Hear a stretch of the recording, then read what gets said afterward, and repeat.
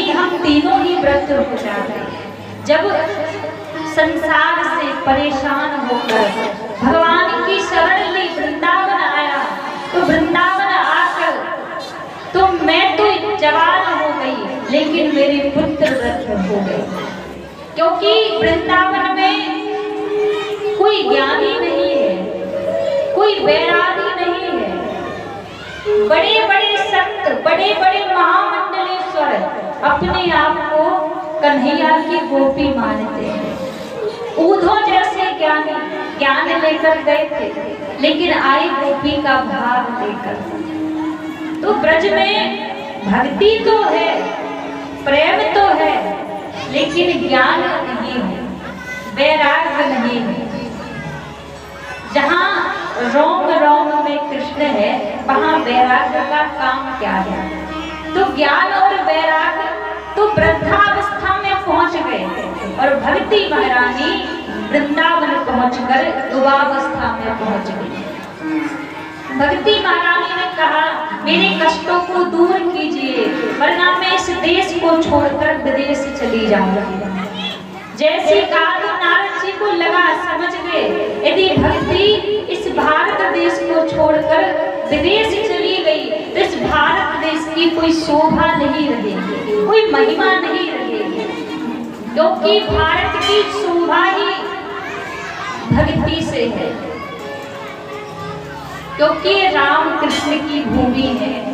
यदि भारत में भक्ति नहीं रहेगी तो भक्ति कहाँ रहेगी?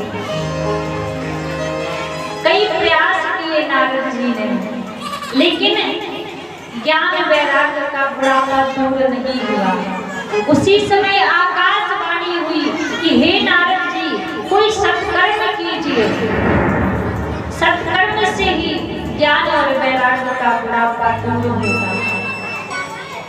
अब नारद जी जगह जगह गए सत्कर्म पूछने के लिए, तो सनत कुमारों से बोले, हम आपके पास आए हैं यही जानने के लिए कि ये सत्कर्म क्या होता है।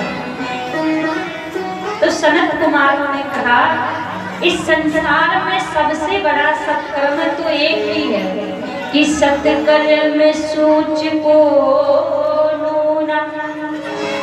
ज्ञान यज्ञेश व्रतो बुधै श्रीमद् भागवती वार्ता सुनु गीत सुखादि भी।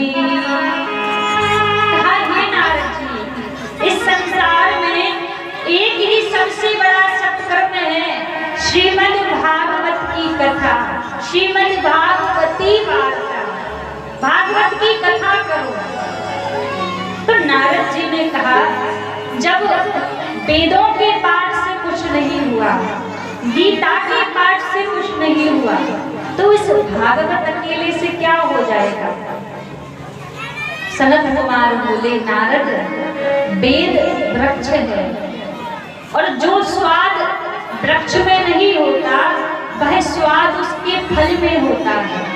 कहा वेद वृक्ष है और भागवत उन्हीं वृक्षों का पका हुआ फल है, इसलिए भागवत का गायन करना। जैसे कहा महाराज, नारद जी ने बात मानी। बद्रीनाथ में थे सनत कुमार, वृंदावन में भक्ति महारानी। यहाँ से भक्ति महारानी को बुलाया और बद्रीनाथ से सनत कुमार आगे आए। बीच में हरिद्वार की पावन भूमि, जहाँ गंगा जी का पावन किनारा है, सुंदर व्यास मंच बनाया गया, जिस पर चारों भाई सनत कुमार विराजित हुए और कथा कहना प्रारंभ किया।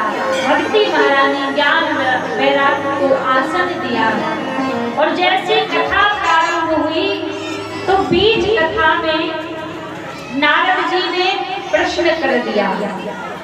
कहा, महाराज, यदि कोई पुण्यात्मा व्यक्ति इस भागवत की कथा को सुनकर मुक्त हो जाए तो कोई बड़ी बात नहीं है, कोई आश्चर्य की बात नहीं है।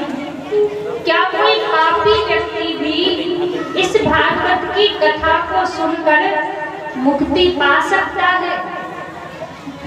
सनत कुमार ने कहा, नारद, आप तो केवल पापी व्यक्ति की बात करते हैं, लेकिन मैं तो यहाँ तक कहता हूँ किसी व्यक्ति में